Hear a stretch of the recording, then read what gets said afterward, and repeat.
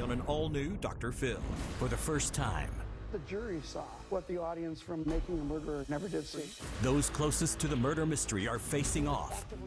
There was blood in the garage. She's stabbed in the stomach while she's alive. You have no evidence. And revealing details. Who shot her in the head? He did. Did you bully a confession out of this boy? No, I did not. DNA doesn't lie. How do you think it got on Teresa's key? Let's do it. Have a good show, everybody. Here we go. This is a safe place to talk about hard things. Stand by. We'll count you down. Today's going to be a changing day in your life.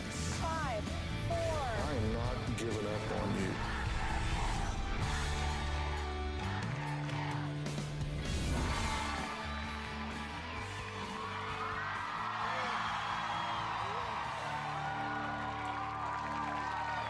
Thank you so much. Thank you so much. All right. Well, it was the Netflix docuseries that had everyone binge watching and debating the facts. Did he or didn't he? I'm talking about Making a Murderer, which told the story of Stephen Avery and his nephew Brendan, who were both found guilty of murder, the murder of Teresa Halbach. With Netflix in the midst of filming part 2, scheduled for release later this year, we have, for the first time ever, Stephen's former defense attorney, Jerry Buting, former prosecutor Ken Kratz, and co-lead investigator Tom Fassbender confronting each other for the first time since Avery's sentencing 10 years ago. They don't see things eye to eye. This should be very interesting. But first, here's a recap of Avery's story and some of the coverage I did on our show, including my own interview with Avery from prison. Stephen Avery spent 18 years in prison for something he didn't do. The controversial hit, Making a Murderer, has everyone asking, is an innocent man sitting behind bars for a crime he did not commit? When he was released after 18 years, did you have any guilt for arresting an innocent man? No, none whatsoever. Now, while he was suing the police department that wrongfully put him behind bars, Teresa Halbach was murdered. 25-year-old Teresa Marie Halbach was last seen Monday afternoon. Investigators say she visited 3 different private homes to take pictures of cars for Auto Trader magazine. Ironically, Halbach's last stop Monday was at Stephen Avery's home. Investigators said today they found the remains of an adult female on the Avery family property in Manitowoc County. Avery's family believes police planted evidence in and around the salvage yard. They're not handing that kind of money over to Steve Avery. They weren't going to be made a laughingstock, that's for sure. And something in my gut said they're not done with him. So you've got motivation for the officers to want to get him. And then when lo and behold, there's this woman who disappears, and one of the last people she saw was Stephen Avery, now we've got him. They hate me that much to frame me? That ain't me. Now, after seeing that, you might walk away thinking that the system got it wrong, that Stephen Avery was wrongfully convicted not once but twice. But was he? Teresa's phone camera found 20 feet from Avery's door, burned in a barrel. The victim's bones in a fire pit. He told inmates he intended to build a torture chamber to rape and kill women as soon as he got out of jail. He's on the phone now, calling from Waupun Correctional Institution in Wisconsin. Stephen, are you there? Yes, I am. For everyone in America, just straight up, did you murder Teresa Halbach? No, I had nothing to do with it. Let's look at some footage here about the interrogation of Brendan Dassey. This is the nephew that supposedly was there with Stephen Avery at the time of the murder. All right, I'm just going to come out and ask you, who shot her in the head? He did. Breaking news, Brendan Dassey's conviction in the death of Teresa Halbach is overturned. An interrogation of false promises. We're on your side. That's how a federal judge says investigators tricked Brendan Dassey into confessing his role in the murder, rape, and torture of Teresa Halbach. The convicted killer and subject of Netflix documentary Making a Murderer has just filed an appeal. He argues that a search warrant that executed on his property was invalid. It's not very likely that this particular appeal will be successful. But you have not seen everything that the jury saw or that all of the judges who have reviewed these appeals have had to consider. The conviction of Avery's nephew, Brendan, was in fact overturned last year because the court determined that his confession was coerced by investigators. Yet he is still in prison today while that decision is being appealed. And Avery has a new attorney, Kathleen Zellner, who recently tweeted there are new findings, including an alternate suspect that she says could set Stephen free. Is he innocent? Was Brendan's confession coerced? For the first time in 10 years, 3 major players of this murder mystery will reveal secrets you did not see in the documentary that may leave you questioning what really happened. First, prosecutor Ken Kratz claims the documentary got it all wrong, and viewers missed what was really going on behind the scenes. Take a look at what Ken has to say. You have to be careful when you bring a lawsuit against a sheriff's department because you could end up getting charged with murder. The documentary, Making a Murderer, left out several facts. I'm here to set the record straight. Blood was found in 6 different places in Teresa's car, deposited in several different ways, including by gravity, but also by contact transfers. There was no fingerprints of Avery's at all. If Avery was the killer, he had to have had gloves. But if he's got gloves on, how could he be actively bleeding and leaving his blood behind? Maybe his argument that if my blood is in that vehicle, somebody planted it there, maybe the evidence was pointing that way. If blood was planted, it wouldn't have been deposited in so many different ways. Viewers were shown a purple-topped blood tube. It was presented as if it was tampered with. Some officer went into that file, opened it up, took a sample of Stephen Avery's blood and planted it. In reality, a hole in the top is how the blood gets into the vial of blood. The nurse would have testified if needed. Teresa's car key was found in Stephen Avery's bedroom. If they would be willing to go to that length of planting a key, which I think is the jury's going to get, then the blood follows easily.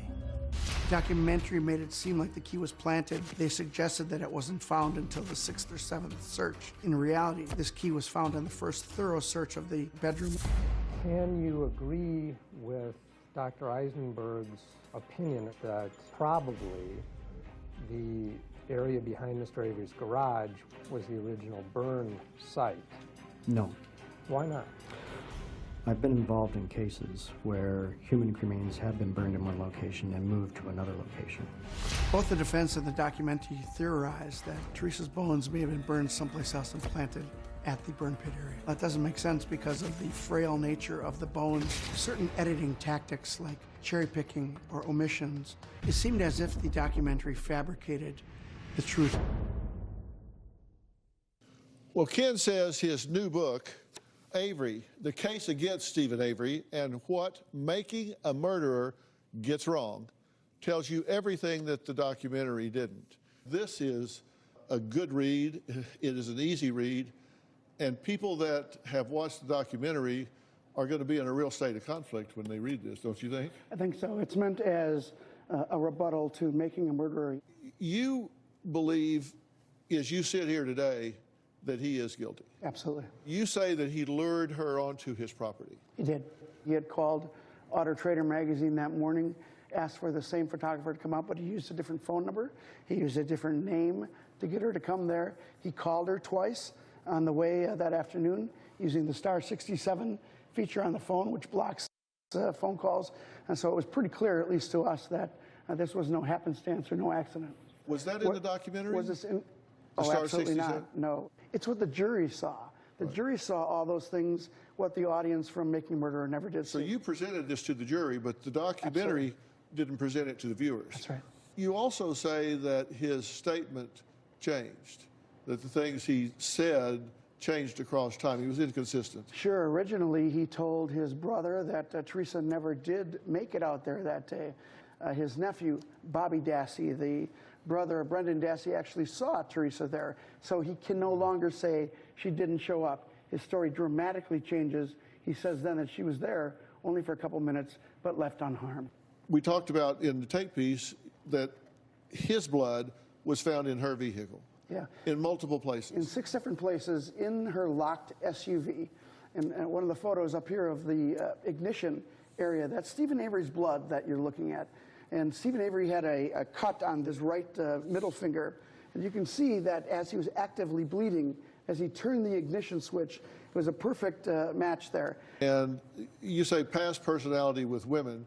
He's depicted in Making a Murderer as being a very loving, very calm individual. The truth of the matter is that all of the women that he's been in relationships with have talked about violence in the past. In fact, most of them indicate they were lucky to get out of the relationship alive.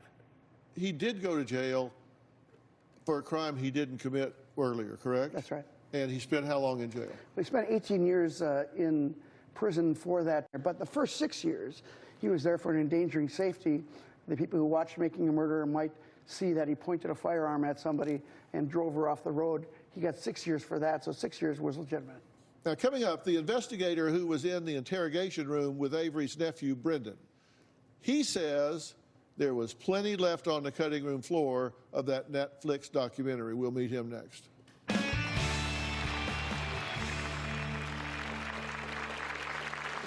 There's no planted evidence nor coercion in this case. When Brendan disclosed his involvement in Teresa's murder on March 1st, both Investigator Uyghur and I were taken aback. You said before you saw something in the fire. What did you see? And later, one could say, if you could blur the boundaries there, you could blur the boundaries somewhere else. They ultimately dismissed, you can say the word, Jerry, they dismissed those allegations against me. The documentary really made it seem like Stephen Avery's nephew, Brendan Dassey, was innocent. Is anything missing from the statement here? Is Teresa in that statement?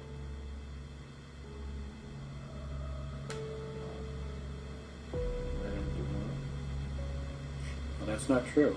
Brendan gave 6 separate statements to law enforcement, but of all of the hours of confessions by Brendan Dassey, a very, very small amount of that is shown in the documentary. We have the evidence, Brendan. We just need you to be honest with us. None of the statements that Brendan gave were coerced. You know, the sad part about this case is that Brendan Dassey's in prison, not because of police misconduct, but because he was cajoled or asked to be involved in this case by his uncle, Stephen Avery. Former prosecutor Ken Kratz and his lead investigator, Tom Fassbender, have been the target of ridicule and criticism for putting Avery and Brendan behind bars for life.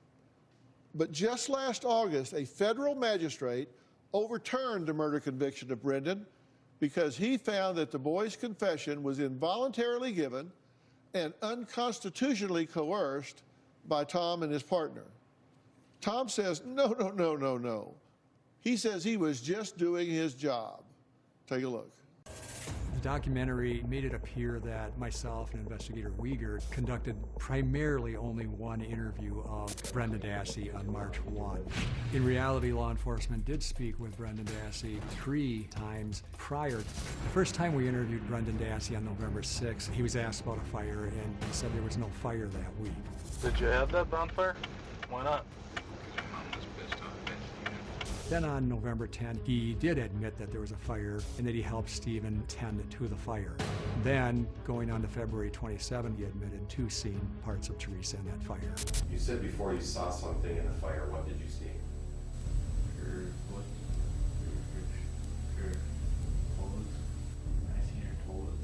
When Brendan disclosed his involvement in Teresa's murder on March 1st, both Investigator Uyghur and I were taken aback. Tell us where she was shot. In the head. No, I mean where? In the garage, outside, in the house? In the garage. Once Brendan Dassey provided the information about Teresa being shot in the garage, we were able to complete a search warrant. During the search of that garage, we found 2 bullet fragments. One of those fragments was found to forensically match the .22 caliber rifle that Stephen used and was found above his headboard in his bedroom. That same bullet fragment was found to have Teresa's DNA on it. There was no planted evidence nor coercion in this case. Stephen Avery and Brendan Dassey were guilty of their crime. Well, Tom, thanks for joining us here. Did you bully a confession out of this boy? No, I did not. False confession is a phenomenon that does exist. Yes. You can treat people in such a way that you break them down psychologically, and they will tell you what you want to hear. Did you do that here? No. Let's look at the footage. All right, I'm just going to come up and ask you, who shot her in the head? He did. Tell us about that then. He shot her with his .22. Investigator Wiegert asks him who shot her in the head. Brendan can say, I don't know. But Brendan, without hesitation, says he did, meaning Stephen Avery. And Brendan says he shot her with his .22. He provides that information. We don't tell him that. On this property, there's multiple guns. And he said it was Stephen Avery's .22 that he used. How many times did you shoot her when he handed you the gun? 0. And we asked Brendan about whether he shot her. And we did this several times, maybe numerous times during the interview, even pushing him a little about, did you shoot her? And he was adamant throughout the interview that he did not shoot her, that he didn't even touch the gun. So when the defense talks about him being susceptible to suggestibility, that didn't occur. Did she have any scars, marks, tattoos, stuff like that you can remember? I don't remember any tattoos. We know that Teresa had a tattoo on her stomach. Do you remember that? This is an example of what I would call kind of a control question, because a difficult interview like this, a lot of times there is some leading going on, so we want to check to see if Brendan just agrees with us. There was no tattoo on Teresa, so we asked him about that tattoo, and basically says he didn't remember seeing one. He's responding to my question using his own memory, not to what he thinks that I might want to hear. Once you see the whole picture relating to the interviews, it is apparent that Brendan was not coerced. When you were with him, there was not a lawyer there and there was not a parent there. Is that odd? Not necessarily. In Wisconsin, it's not required by law. At that time, Dr. Philly, he's not a suspect. He's not a charged defendant. He's not entitled to a lawyer. He could have asked for one. He chose not to have one. How do you feel about this being overturned? We did not coerce him. That is wrong. But I also respect the legal system, and that is our system. And I think it's the best system in the world. And if that's the decision that's made, I respect that. All right, well, coming up now, 10 years later, Ken comes face-to-face with Stephen's defense attorney. He has been listening backstage to the prosecution tell their version. Now it's his turn. It's a reunion you don't want to miss after the break.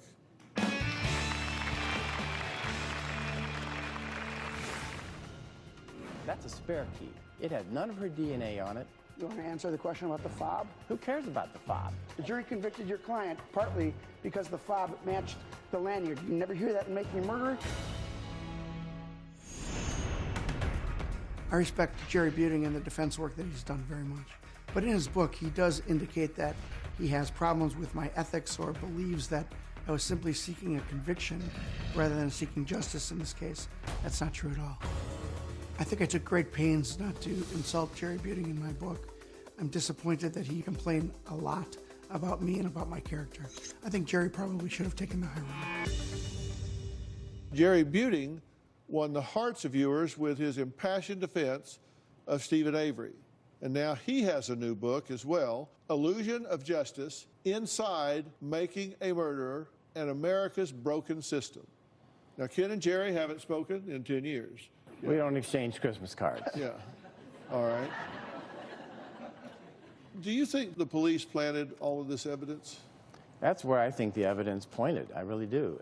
There are 4 categories of evidence that you think were set up, tampered with, whatever. Car, electronics, key, and bones. To have a conspiracy, this has to involve a lot of people that have remained mum for 10 years. And that's a pretty elaborate cover-up, if that's what happened. It's a pretty elaborate undertaking to plant this evidence. I'm not saying it didn't happen, but you believe that they did this. Why? Why are they so out to get Stephen Avery?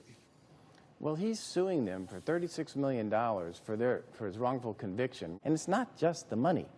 He's embarrassing them. So they had a lot against Stephen Avery, a lot of motive. Well, Ken says, and I think people would agree, DNA doesn't lie. It's either there or it's not. How do you think it got in the car, and how do you think it got on Teresa's key? Well, let's talk about the key for a minute. It was found on the 6th entry or 7th entry of the trailer. It was not the first thorough search of Stephen Avery's bedroom. The first search, they were in there for 2.5 hours in that little trailer. This is a small place. And, you know, they seized other items from his bedroom.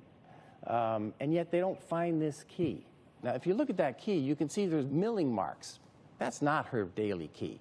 That's what a key looks like before you start using it all the time. It had none of her, that's a spare key.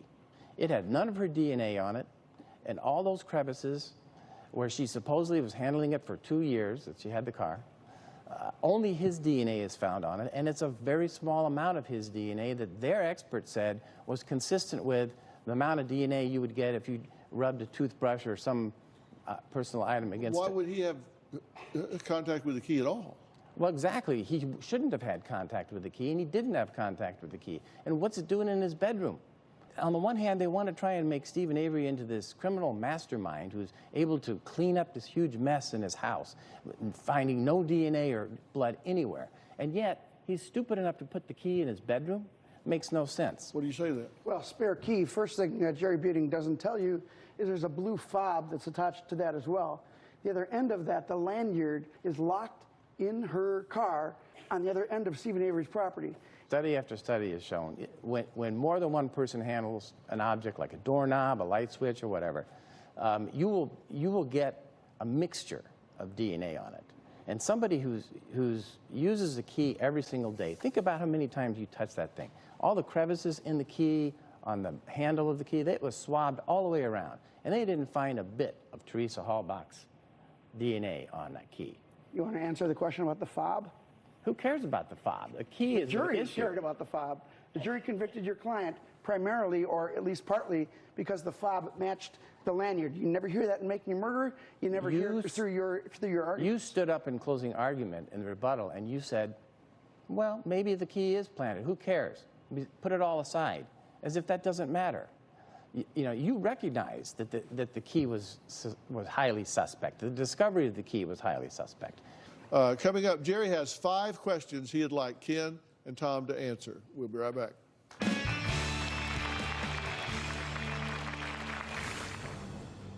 There was blood in the garage lit up with luminol. They couldn't get any DNA matches out of it. There was no blood in the garage. So it's completely false. Closed captioning provided by... After the documentary came out, I was considered the most hated man on the internet. I've gotten thousands of death threats. Myself, Officer Jim Link, and Officer Andy Colburn, I think we're all cast as villains. Officer Link retired in shame. He even had a heart attack after Making a Murderer came out. Officer Colburn received so many threats that he bought his wife a gun. His wife is actually legally blind. Now, Teresa Halbach became somewhat of a footnote in this case. That's the real tragedy. Everybody's forgotten what this case was really about. Well, Ken says that Brendan could have avoided a life sentence if he would have agreed to a plea deal and testify against his uncle. Ken blames Brendan's family for discouraging him from taking it. Now, we have a phone call between Brendan's grandfather, Alan Avery, and Brendan in jail. Brendan Dassey's grandparents and other family members seem to care much more about Stephen Avery's part of the case than Brendan Dassey's part of the case. Brendan Dassey was offered a plea bargain by me. He would have served as little as 15 years in this case. It wasn't his attorney who turned down the plea bargain. It was his family who asked him to turn it down. You stick to your guns and say nothing happened. They made me say all of this. Darn that. Yeah. Don't go for a plea bargain, because you do that, then you're hurting both of you guys. Brendan's grandfather called him and told him to reject the plea bargain, not because it would hurt Brendan's case so much, because it would hurt Stephen's case. Can you imagine a kid like that needing the support, the recommendations from his family, and then telling him, don't take the plea bargain, not because it hurts your case so much, but because it hurts Uncle Stephen's case? Mm-hmm. His mother told him, and this is a recorded call, his mother told him, if you did it, take the plea bargain. If you didn't, don't. And he always said he didn't do it. Where did he get the details that he offered up? He offered up slitting her throat. He offered up seeing her foot in the fire. Where did he get those details? You know, he's obviously guessing. They're telling him what happened to her, something happened to her head. There's these long pauses, and he's trying to figure out, well, I don't know what they want me to say. Cut her hair? Well, none of the details that he gave were ever corroborated. In fact, they're disproven. There was no hair. There was no blood in that place. This is a bloody stabbing, slitting of a throat, not a single bit of blood. There was no, she's supposedly shackled to the bed. There's no scratches on the bedpost that you would get from a 25-year-old young woman who's struggling for her life. There's absolutely, all those details, there is no evidence of it. There was no blood evidence where this supposedly took place. You got her throat cut in the house? Not in the bedroom. There was blood in the garage that lit up with luminol, but it wasn't There the was type no that, blood in the garage. There was blood in the garage that lit up with luminol, but they couldn't type it. They couldn't get any DNA matches out of it. There was no blood in the garage. It's completely false. Well, there wasn't any blood on the mattress, right? How about no, there was no blood in the mattress. That's right. How did this happen and no blood be on the mattress in the house? If the throat is cut and she's raped and killed and shot in the head, where's all the blood? We believe that Stephen Avery cleaned that residence. He scoured that residence, and we have reason to believe that. There was bleach there. Brendan, by his own account, admitted or told us that the bedding was taken out and thrown in the fire. He got rid of the fire. He talked about how much he slit her throat, and he talked about, you know, maybe that much. There may not be a lot of bleeding from that. It depends on the state she's in. If she's dead, there's no heart pumping. There's not active bleeding. She's stabbed in the stomach while she's alive. If she's stabbed in the stomach, there may not be bleeding there. You could have clothing and blankets over that stab, which would limit the bleeding. She's naked, according to him. And even if there is, there's no guarantee that blood is going to come out. She's on top of blankets and sheets. Wrap it up, take it out, put it in the garbage, or put it in the fire. You have no evidence to support what you're saying. But if he scours everything, why not clean the car? Exactly. Why not? Because he's going to crush the car. Brendan told us that. Let's talk about the car, where it is. Okay. Good. Okay, it's double parked on a lane with cars. It is sticking out like a sore thumb. And yet somehow there's this miraculous discovery by somebody who supposedly had never been there before, and that the officers never knew this vehicle was there, and they go right to it within the first 15 minutes out of 4,000 cars. So the police knew it was there. Either the police put that car there, or someone else put it there, and they were illegally entering the property a couple of days earlier without a search warrant, and then they create this fiction that this volunteer private investigator, who happens to also be a Halbach cousin, just discovers it miraculously. We see in Making a Murderer, you're videotaping Stephen Avery. Do you still want to sit here and tell us that you weren't embedded with them? You weren't actively involved in making this movie? You're the cameraman, Jerry. This is ridiculous. Closed captioning provided by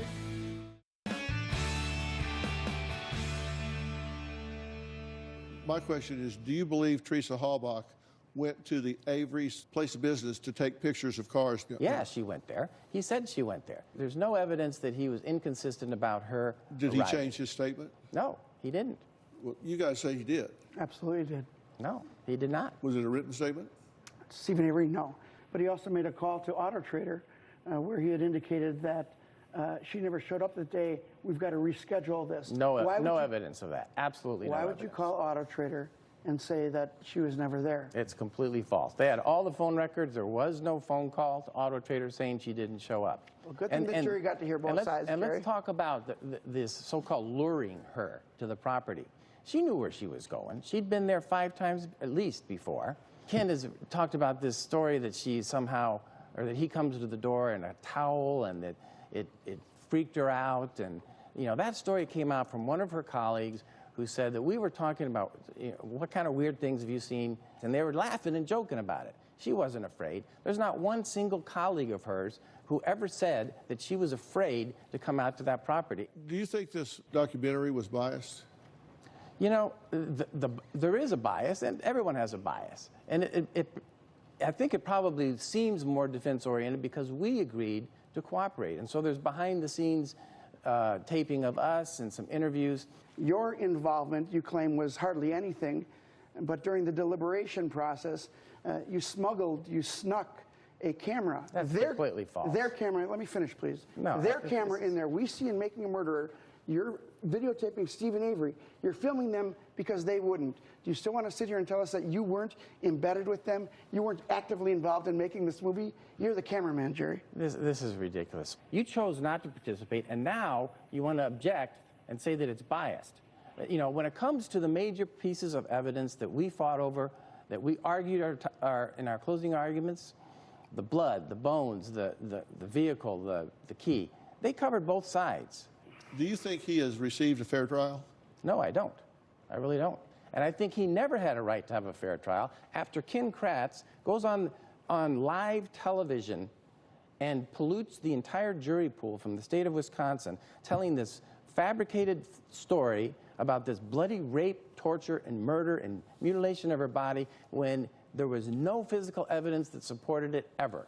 Tell Dr. Phil why you wanted to keep the case in Manitowoc. You had the choice to move it. Go ahead, tell him why you wanted to keep it there. Because the entire state was polluted. You didn't want an impartial jury. You wanted a biased one that knew about his exoneration. Do you think he ran red lights to get this conviction?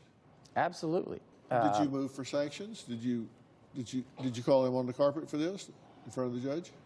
Yes, we absolutely did. We moved to dismiss the case because of those statements that we think took away our client's right to have a fair trial. Well, there are lesser remedies than dismissing the case. Did the judge do anything? He did none of them. The only attorney, by the way, who was sanctioned or called out for extrajudicial statements to the press was Jerry Buting. I read your book, Jerry. It was in there. I got in no trouble. There were no sanctions against me. The judge had threatened, I think, is what you had said in your book. You ran into some rough water for your conduct after the case, correct? Years after, absolutely. Tell us what happened. Well, a couple of years after the Avery case was done, I had developed a dependence on prescription drugs, also had sexual compulsivity that I later got treatment for, but those behaviors manifested itself in texting a crime victim. I had my own scandal.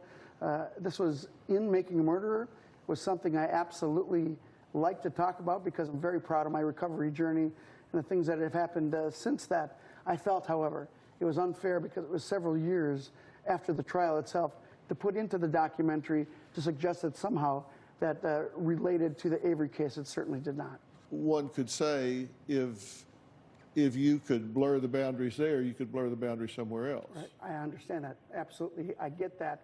But there is nothing, no evidence, no suggestion that any of these behaviors were present during or before the Avery trial. And I think it's unfair once they know that to include that in the documentary. There were 15 women that came forward and made statements to the Department of Criminal Investigation in Wisconsin. And some of those went back to 1999, long before the Avery trial. So how many of those were unfounded, Jerry? You'd like to spout this off? Were any of those ever founded? You just said there was no evidence, and there was no evidence of it, and that's the fact, The Jerry. ethics board The fact is they dismissed all of those things. The ethics board made those allegations. The ethics board made those allegations. They ultimately settled on one. Dismissed. They ultimately dismissed. You can say the word, Jerry. They dismissed those allegations against me. Well, coming up, Ken talked about Avery's past personality with women. His ex-fiancée claims he was able to scare her from behind bars. We'll hear from her next.